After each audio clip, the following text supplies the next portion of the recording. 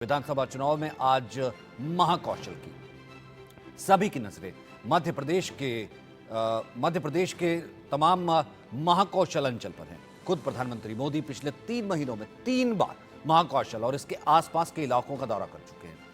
वहीं कांग्रेस की ओर से राहुल गांधी और प्रियंका गांधी ने कमान संभाल रखी है। इसके पीछे वजह यह है कि कुल मिलाकर के इस क्षेत्र में 38 सीटें हैं। पिछले विधानसभा चुनाव में कांग्रेस ने इस इलाके में अपना परचम लहराया था। इस इलाके में पार्टी ने अहम सीटें जीती थी, उसमें उसका सत्ता में आना तय किया था। बीजेपी की हाल ही में जारी हुई प्रत्याशियों की पहली लिस्ट में 39 में से सबसे ज्यादा 11 महाकौशल में हारी हुई सीटों के प्रत्याशी हैं। वहीं पूरे मध्य प्रदेश में कांग्रेस को एकमात्र लोकसभा सीट महाकौशल से ही मिली है।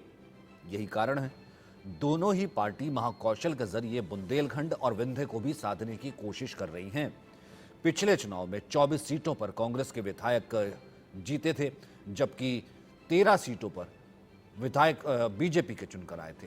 मुख्यमंत्री शिवराज सिंह चौहान ने लाडली बहन योजना की शुरुआत और प्रियंका गांधी ने चुनाव प्रचार की शुरुआत जबलपुर से ही की थी। लिहाजा आज फिर प्रियंका गांधी पार्टी में नई जान फूंकने के लिए महाकौशल के मंडला में सभाएं कर रही हैं और ये दूसरा उनका दौरा है। राहुल गांधी विंध्य में मौजूद हैं। पहले सुनते हैं प्रियंका ने क्या कहा। जब भाजपा आई तो एक एक करके ये अधिकार आपसे छीने गए। आज सरपंचों को की अधिकार में कटौती है, आप सब जानते होंगे। मनरेगा को लागू ही नहीं किया, पलायन और बढ़ गया है क्योंकि गांव में रोजगार नहीं मिल रहा है। आपकी जमीनें छीनी जा रही हैं, आपको उपज के सही दाम नहीं मिलते। आप विरोध करते हैं, प्रदर्शन करते हैं तो आपके ऊपर गोलियां बरसाई जाती हैं। वन का अधिकार ही खत्म कर दिया। कमलनाथ जी ने आपको पट्टे दिए थे, आपको याद होगा उस 15 महीनों के सरकार में उन्होंने आपको पट्टे दिलवाए और ये काम भी इन्होंने रोक दिया है। चलिए आलोक जी, आपसे बेहतर कौन हो सकता है पॉलिटिकल पंडित इस गिमिक को या फिर इस हम ये कह सकते हैं पहेली को सुलझाने के लिए, किस्सा कुर्सी का के व्यूअर्स के लिए महाकौशल पर इतना जोर क्यों? दूसरा दौरा प्रियंका गांधी का और राहुल भी टैक्टिक्स तरीके से की, क्योंकि महाकौशल विंध्य को भी प्रभावित करता है। राहुल को भी एक स्ट्रेटजी के तहत विंध्य का दौरा कर रहे हैं। प्रियंका ने वहां कमान संभाल रखी है और 38 में से 24 सीटें पिछली बार यहां पर जीती थी कांग्रेस का गढ़ माना जाता है। यहां पर अगर कब्जा हुआ, यहां पर अगर जीते तो विंध्य के रास्ते फिर जो है सत्ता में वापसी हो सकती है। ये कितना इंपॉर्टेंट है और इस वक्त क्या फैक्टर्स है? देखिए सचिन जी, इस पे कोई शक नहीं कि महाकौशल शुक्ला के जमाने से, रविशंकर शुक्ला पहले मध्य प्रदेश के मुख्यमंत्री थे और उस समय से रहा। श्यामाचरण रहे, विद्याचरण रहे, अब तो छत्तीसगढ़ हिस्सा अलग हो गया उस दृष्टि से। और चूंकि जबलपुर से भी सेठ गोविंद दास थे, उनके पुत्र रहे जगमोहन दास, तो उस परंपरा से देखें तो ये सही है कि पहले गढ़ रहा। लेकिन वहां लोकसभा के चुनाव में, विधानसभा चुनाव में बीजेपी ने अपना पिछले कई वर्षों से लगातार अपना प्रभाव बढ़ाया और अभी मंडला में आज गए हैं प्रियंका जी। आपको याद होगा हमारे चैनल पर भी बहुत पूरा विस्तार से दिखाया गया था। प्रधानमंत्री नरेंद्र मोदी आदिवासियों के बीच में किस तरह से लोगों से मिल के आए, किस तरह से महिलाओं से बात किया। तो एक लगातार, देखिए मैं मानता हूं इससे जीत हार पर मैं अभी भी ये कह रहा हूं कि कमलनाथ छिंदवाड़ा पर उन्होंने, मैं 80 से उनको फॉलो कर रहा हूँ, 1980 से संजय गांधी के वो साथी रहे और ये सही है कि उन्होंने केंद्र में मंत्री, राष्ट्रीय राजनीति में ही ज्यादा भूमिका निभाई। गांधी परिवार ने उनको सदन का उपनेता तक नहीं बनाया जब सबसे पुराने नेता थे, क्योंकि उनसे मनमोहन सिंह को भी बड़ी तकलीफ होती थी कि भाई ये तो बड़ा फ्रैंक बोल देते हैं, तो उनको मंत्री बनाया गया। लोकसभा में भी उनको महत्व उतना नहीं दिया गया जैसे नई पीढ़ी में मनीष तिवारी को नहीं दिया गया। इसलिए मैं जा रहा हूं कि कमलनाथ तो अब एक जैसे कि निर्णायक लड़ाई, पिछली बार चुनाव में उन्होंने कहा था मैं तभी वहां जाकर के काम करूंगा, खर्च करूंगा, खास करके क्योंकि वो साधन संपन्न है। और छिंदवाड़ा में वो यदि वहां का कोई व्यक्ति दिल्ली आता था, मुझे याद है, चपरासी की छोटी सी नौकरी राज्यसभा टीवी, लोकसभा टीवी के लिए यदि मिलना है तो 4 बार वो फोन करके सिफारिश करने में संकोच नहीं करते। ये अपने इलाके को उन्होंने, मैं इसलिए क्रेडिट दे रहा हूँ, काम यदि उन्होंने किया छिंदवाड़ा, लेकिन बाकी के एक सीट ही आती है ना। होता ये है, मैं नाम निहाल नहीं लेना चाहूंगा, एक बड़े नेता भी हैं, जो जब कमलनाथ सरकार में थे तो बताया गया कि उस जिले के कलेक्टर से उन्होंने कहा कि भाई 5 करोड़ रुपया, उस नेता ने कहा और प्रभावशाली नेता थे, फिर कहा भाई नहीं तो तुम्हारा ट्रांसफर, कमलनाथ से बार बार आकर कहते थे उसका ट्रांसफर कर दो, वो 5 करोड़ नहीं दे रही। तो ऐसे ऐसे नेता भी मध्य प्रदेश में, उससे उनका प्रभाव खत्म होता जाता है, क्योंकि जो अधिकारी भी समझते हैं कि भाई ये अधिकारी किससे लाएगा 5 करोड़, कलेक्टर के पास 5 करोड़ जो है वो तो किसी जनता से छीन करके किसी व्यापारी से किसे लेगा। तो एक पॉलिसी वो है। और प्रियंका गांधी, राहुल जी कहाँ गए हैं? अर्जुन सिंह के इलाके में, जहां पर जवाहरलाल नेहरू ने भ्रष्टाचार का 25,000 का आरोप था और उन्होंने कहा कि ये जो अर्जुन सिंह के पिता हैं, इनको उस समय पे तो बहुत छोटे ही रहे होंगे, कि 57 के चुनाव की बात है, जब उन्होंने कहा कि इस उम्मीदवार को वोट मत देना, मेरा कांग्रेस का उम्मीदवार है, बाद में उनको जेल भी भेज दिया था। एक तरफ वो लोग ये चाहते हैं कि क्लीन, उस समय इसलिए कांग्रेस आती थी, जब आप भ्रष्टाचारियों को रखेंगे, जब दिग्विजय सिंह के राज में भ्रष्टाचार की पराकाष्ठा हो गई, लेकिन हाँ उसी गढ़ में, इसीलिए राहुल को लगता है कि अरे तब अर्जुन सिंह या नेहरू या इंदिरा गांधी के समय प्रभाव था, यहाँ क्यों हमारा कम हो रहा है, पिछली बार भी वो जीते और इसीलिए विंध्य प्रदेश में। लेकिन अजय सिंह को मुख्यमंत्री पेश नहीं करा है, अजय सिंह को दिग्विजय सिंह भी कभी नहीं आगे वो उस तरह से ज्यादा आने देते हैं। तो एक तरफ आपकी गुटबाजी है, इसलिए उसका असर, उसका नुकसान कांग्रेस और भाजपा में, जहां सिर फुटबॉल है, चाहे राजस्थान में मध्य प्रदेश हो, मैं एक पार्टी की बात नहीं कर सकती जी, जहां पर यदि जैसे यहाँ पर क्या किया, जबलपुर के ऐसे नेताओं को भी टिकट उस क्षेत्र के दिए गए जो मंत्री भी रहे, सांसद रहे, उनको भी भाजपा ने मैदान में उतार दिया कि तुम ठीक है, अपना ताकत यदि काम जनता के बीच में किया है। देखिए, हिंदुत्व, कल्याणकार, दो बड़े एजेंडे बीजेपी के मैं समझ पाता हूं। वो इसलिए कि जो भावनात्मक और तीन पीढ़ी को, सचिन जी आपका हमारी सीरियस बातों को कौन सुनना चाहता है? वो इसलिए सुनना चाहता है कि यदि गंभीर बात सुनने के लिए हमें इंडिया न्यूज या न्यूज एक्स लगाना होगा, वरना वो कैसे, कितने सारे चैनल्स और भी हैं।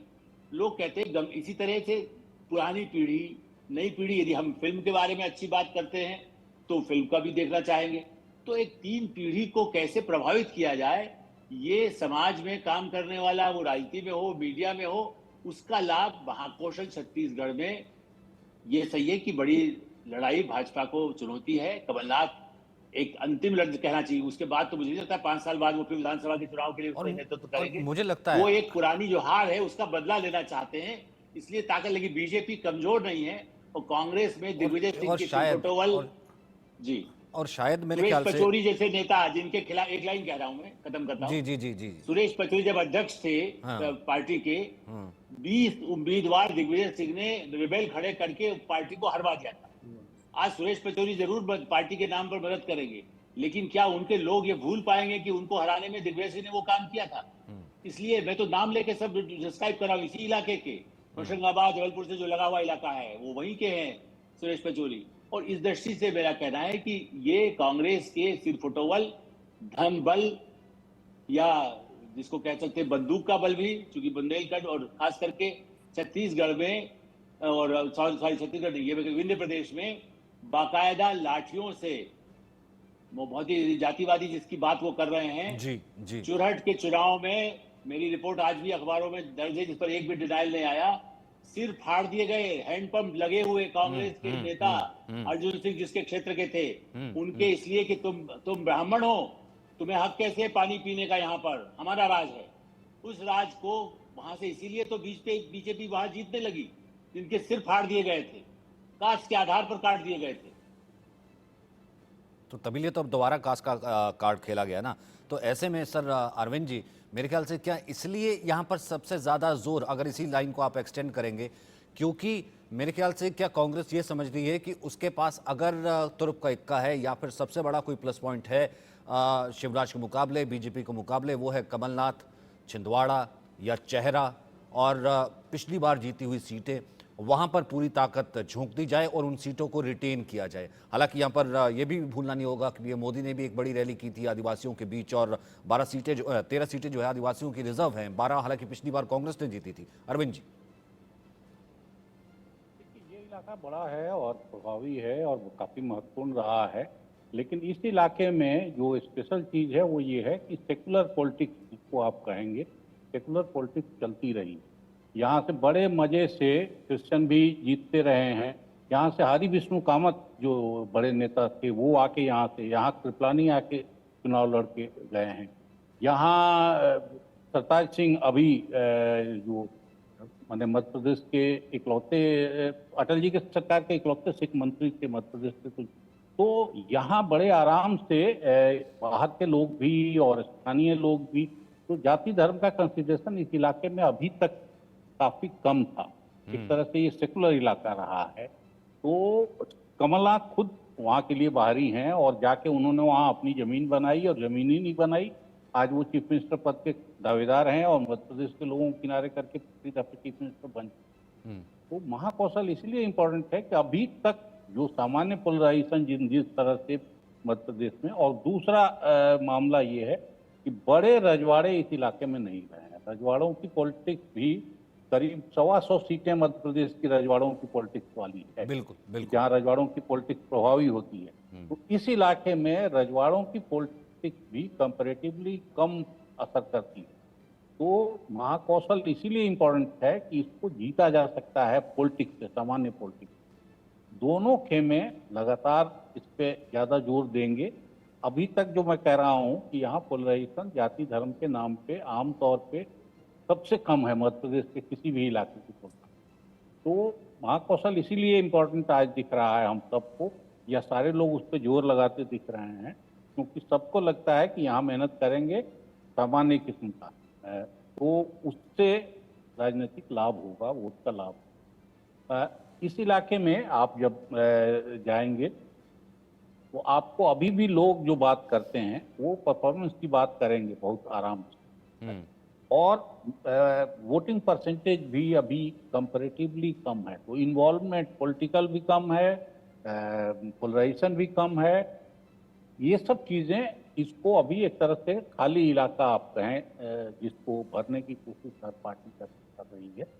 और ये देखना दिलचस्प होगा कि पिछली दफे कांग्रेस ने यहाँ की नाराजगी जो तेरह सरकार से थी उसका लाभ लिया था, इस बार उसको रिटेन कर पाते हैं कि नहीं कर पाते हैं, बीजेपी वापस अपनी जमीन हासिल करेगी, क्या होगा ये कहना मुश्किल है। लेकिन ये इलाका मैं अभी जो जितना समझ पाया हूँ, मुझे ये लगता है कि ये इलाका अभी भी ओपन है, ओपन लड़ाई के लिए बहुत ही माकूल है, और इसमें कुछ ज़्यादा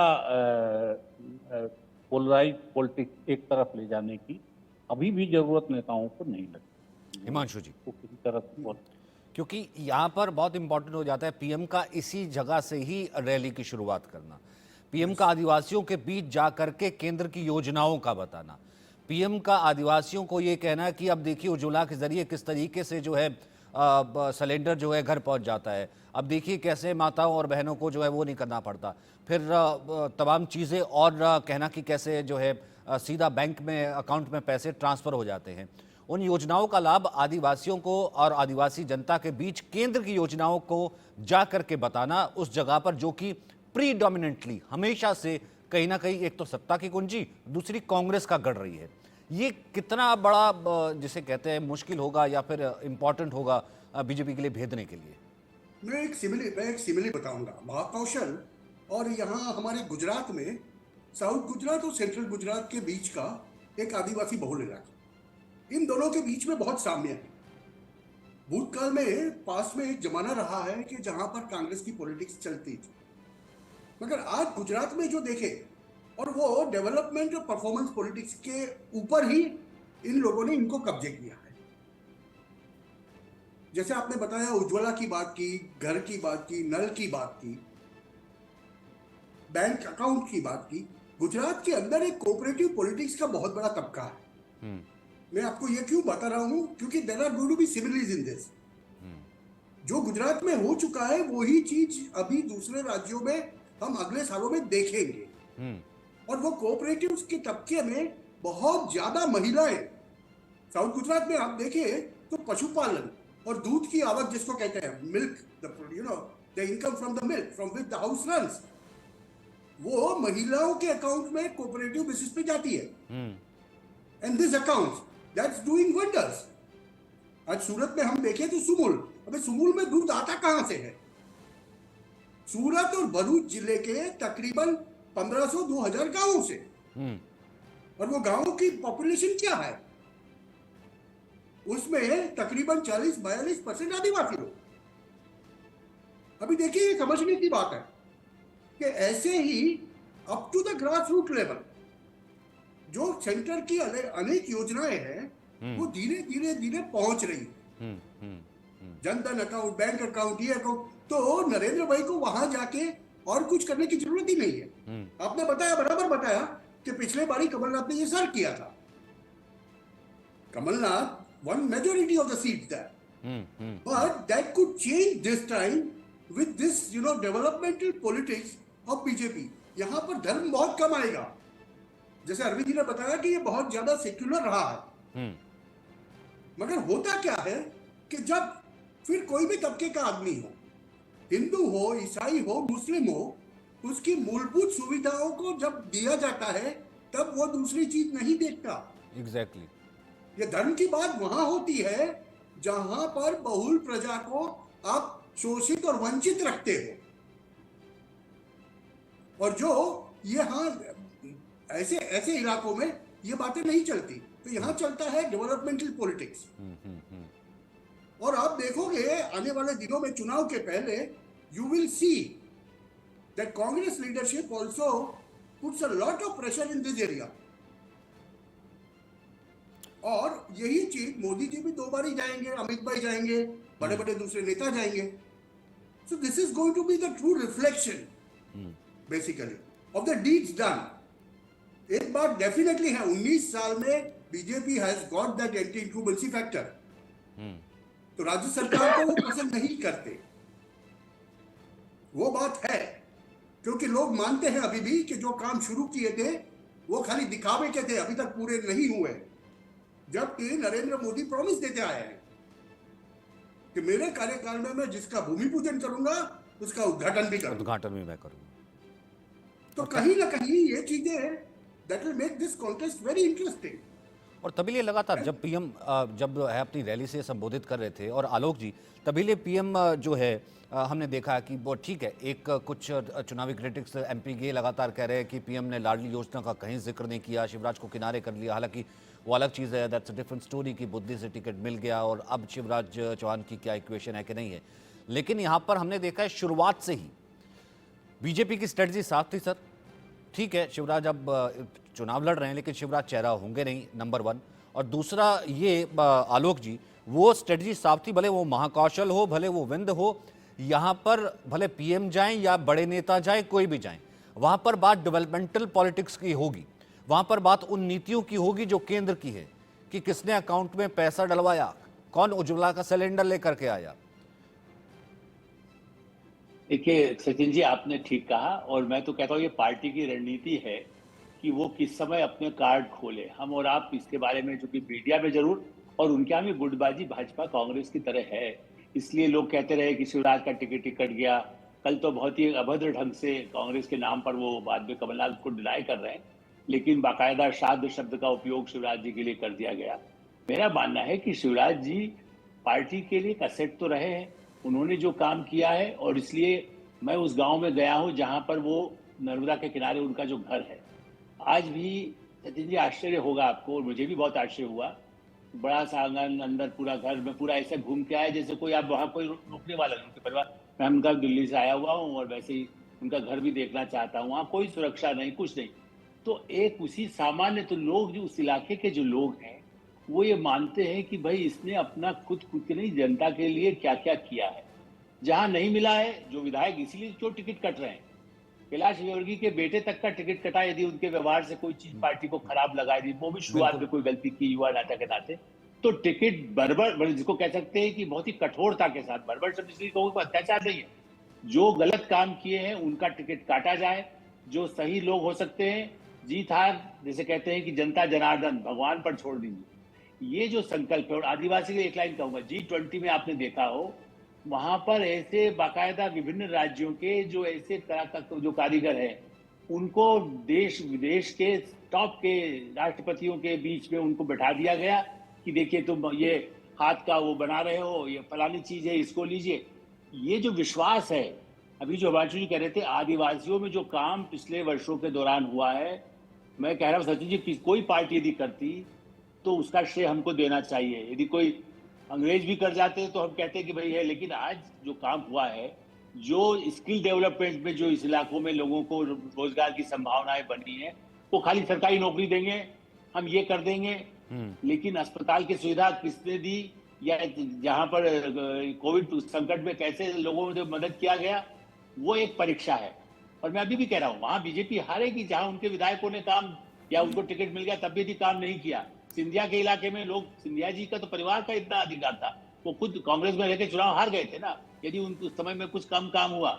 अब उन्होंने पूरी ताकत उनको लगाई है, वो चुनाव में ना नहीं, खड़े। भले वो तो हिंदुत्व शिवराज हो या सिंधिया हो, हाँ, काम चाहे के शिवराज बल पर हो, और चाहे हिंदुत्व सिंधिया हो, दार में गाड़ते। चाहे यहाँ पर कमलनाथ ही क्यों ना हो, या फिर बीजेपी की वो स्ट्रेटजी हो, भले हमने हिंदुत्व से शुरू किया था, सनातन से शुरू किया था, या जाति गार्ड से शुरू किया था, और यहाँ पर आते हुए डेवलपमेंटल पॉलिटिक्स तक आ गए, वो कम से कम ये एक चीज तो है, ये बीजेपी बखूबी जानती है। 2023 है, 2023 का चुनाव, हालांकि अरविंद जी हमेशा से कहते हैं कि 2023 बखूबी फर्क डालेगा 2024 पर, हालांकि पिछली बार नहीं डाला था, लेकिन ये देखना होगा कि किस तरह से इस बार की स्ट्रेटजी बीजेपी ने बनाई है। तो 2023 कहीं ना कहीं ये फैक्टर्स तो डिसाइड करेगा कि आखिरकार कौन कौन से बड़े मुद्दे, भले वो सनातन हो, भले वो जाति का कार्ड हो, भले डेवलपमेंटल पॉलिटिक्स जिसको लेकर के पीएम हमेशा अपनी रैली में जिक्र करते रहे हैं, वो कौन सा टोन सेट करने वाला है 2024 के लिए। किस्सा कुर्सी का मैं फिलहाल इतना ही। बहुत बहुत शुक्रिया सर मेरे साथ आप तीनों का जुड़ने के लिए।